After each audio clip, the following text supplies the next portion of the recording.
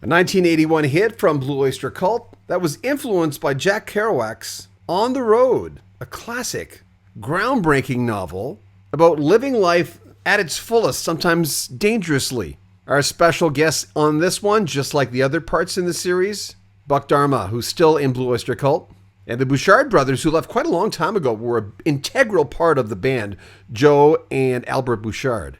The tune Burning for You was co-written by Buck Dharma and Richard Meltzer, who actually co-wrote a lot of songs with Blue Oyster Cult. Meltzer is an American music critic, writer, musician. His 1970 book, The Aesthetics of Rock, is considered the seminal work in that field, blending philosophical insights and a deep love for rock music.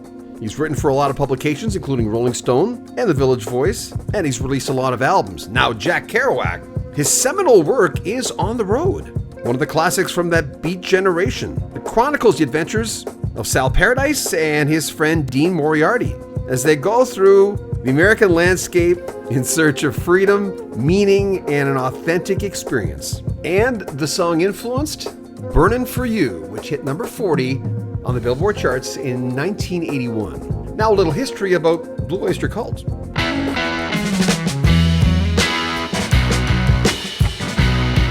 Blue Oyster Cult, a pioneering American rock band, was formed in 1967 in Stony Brook, New York. Their initial name was Soft White Underbelly, and their classic lineup included Donald Buck Dharma Rozier on lead guitar and vocals, Albert Bouchard on drums and vocals, Alan Lanier on keyboards and rhythm guitar, Eric Bloom on lead vocals and guitar, and Joe Bouchard was the bass player and a vocalist. Their lineup included so many genre bends: heavy metal, psychedelic, progressive rock, and in the beginning garnered a real good cult following in the New York area. But they soon caught the attention of manager Sandy Pearlman. He helped them secure a deal with Columbia Records, and their self-titled debut album was released in 1972, showcasing their electric style and darkly poetic lyrics, laying down the groundwork for their future success. Even non-Blue Oyster Cult fans would know the album Agents of Fortune, which of course featured the iconic lineup. It was the band's fourth studio album, released in 1976, and it was a major turning point in their career. This was the time where the band embraced a more polished and accessible sound, blending hard rock and pop sensibilities. Agents of Fortune became a huge commercial success, largely due to that song, which would later be known as the Cowbell Song, which we'll get into in a second, that would be featured on Saturday Night Live, giving it a whole new life. Don't Fear the Reaper. Written by Buck Dharma, the song has a haunting melody and existential lyrics. It captured the imagination of a large audience. Don't Fear the Reaper reached number 12 on the Billboard Hot 100 and remains a staple on classic rock radio. Another was Godzilla, released in 1977 from Spectres. Godzilla is sort of a tongue-in-cheek tribute to the famous Japanese monster. It, again, was written by Buck Dharma, and the song features one of those real driving riffs, powerful lyrics, describing the creature's destructive rampage. It became a fan favorite, and it's known for its powerful guitar solo. It's also really catchy. Burnin' For You from 1981 and Fire of Unknown Origin, another huge song for the band. It was co-written by Buck Dharma and Richard Meltzer. And this song is what this band does really well when they want to get a bit more commercial, giving it a melodic rock approach and introspective lyrics.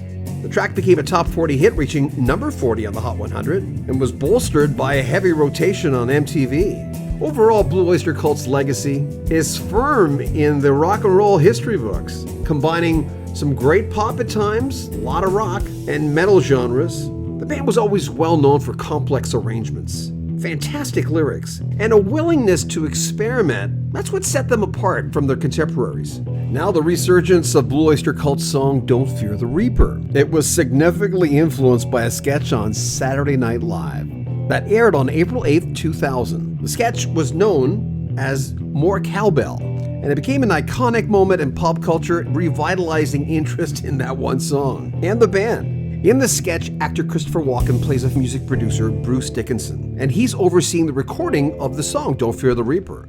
Will Ferrell portrays Gene Frankel, a fictional cowbell player who's very enthusiastic about playing excessive cowbell. which becomes the focal point of the whole skit. Now, despite the band's attempts to focus on the overall recording of the song, Walken's character insists that the track needs more cowbell. Walken delivers that now iconic famous line, "Guess what? I got a fever, and the only prescription is more cowbell." Now, the humor of court and the absurdity of the skit really struck a chord with fans, and it's become one of the most famous Saturday Night Live skits of all time. And that's when Don't Fear the Reaper had a resurgence. People wanted to hear it. And now it's ingrained in pop culture for a whole other reason. Burnin' For You, to me, was one of the catchiest songs of the 80s. I freaking love that song. That's one of those songs that when I heard it, I know you co-wrote it, I stopped what I was doing, and there's like maybe 1,000 songs like that for me because I'm a music lover and I'm a radio guy. But I remember stopping and going, what the hell? Who's that? And I had no idea it was you guys. Tell me about that song. Yeah, I originally wrote that for my solo record, Flat Out, and Sandy Pearlman, he convinced me to let Blue Oyster Cult do it, and it was probably a good idea in that it probably reached a much bigger audience with Blue Oyster Cult than it would have, on my record. But I'm glad I did. Yeah.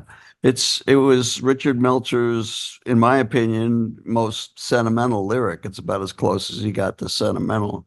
And I found out years later that he'd caged several of the lines from Jack Kerouac's On the Road, that's just lifted the metaphors in that, in the lyric form. Well, he went to a great source.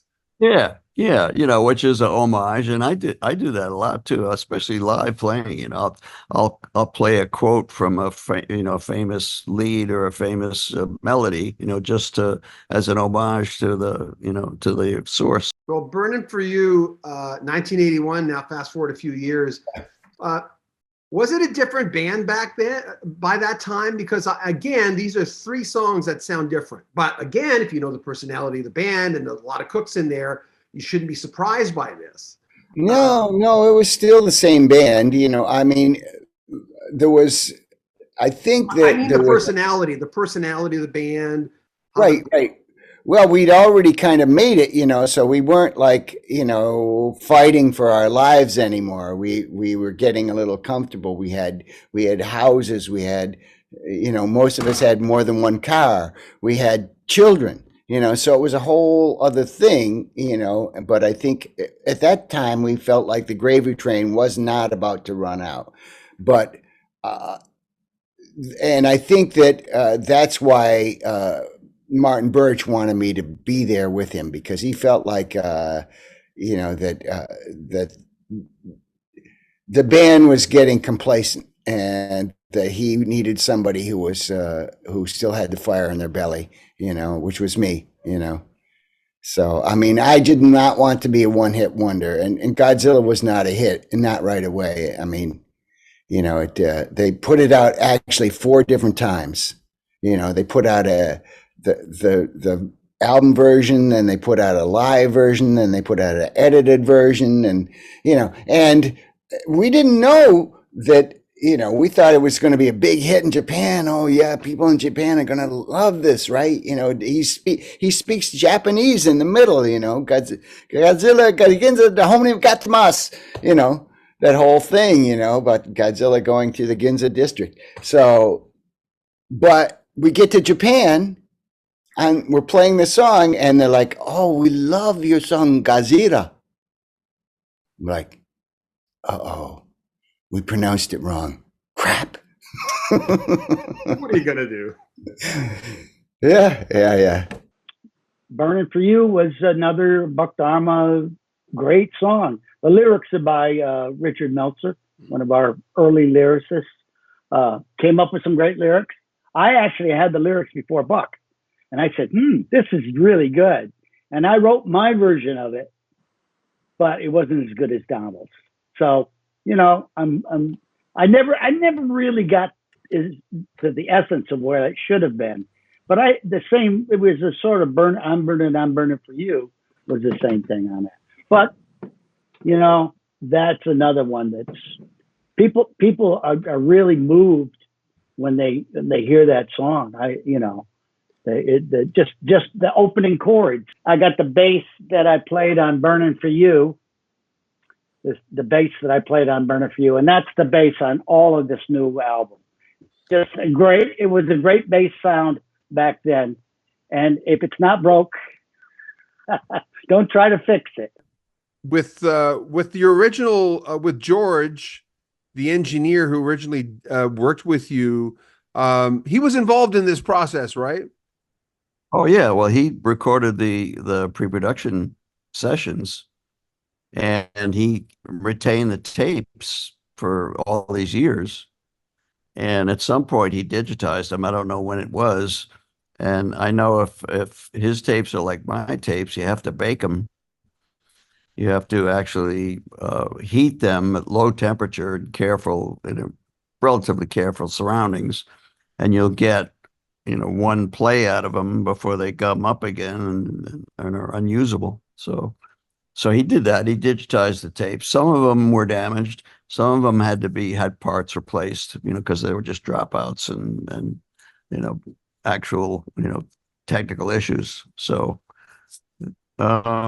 yeah, without George, there wouldn't have been any Ghost Stories record. So, Well, what's the craziest thing a fan's ever done to you? I remember thinking you were the coolest looking dude I've ever seen. I remember going, this guy, he looks like a dude. He looks like he's in his body. That was my impression of you. well, thank you, because, I have no concept, of it, self-concept or in the moment, it's just what you see is what you get pretty much. If I Fell, the Beatles, Yeah. you chose to end it with that. Tell me about your cover of that. It's beautiful. I love it. Yeah, that was from the time period when Kasim Sultan was on bass and vocals, and we would warm up with that song in the dressing room, just to get our vocal cords going. We'd just sing some harmonies and get everybody in on it. So we had done a TV special for the 40th anniversary of Ages of Fortune, and that's one of the things we'd done as a video. There's a video on it too, but it was just the band members and two acoustic guitars, me and Richie, and Jules played a cajon drum, and it just laid fallow for a while because I guess there was some rights question that the TV people didn't want to have to pay the Beatles or something. I don't know. There's some it wasn't, not our decision. But anyway, so when Ghost Stories came up, they said, why not put this on, even though it's the oddball track? So we did. Subscribe to our channel and like the videos. Share them on social media. Would appreciate that. I'm John Bowden. This is Rock History Music.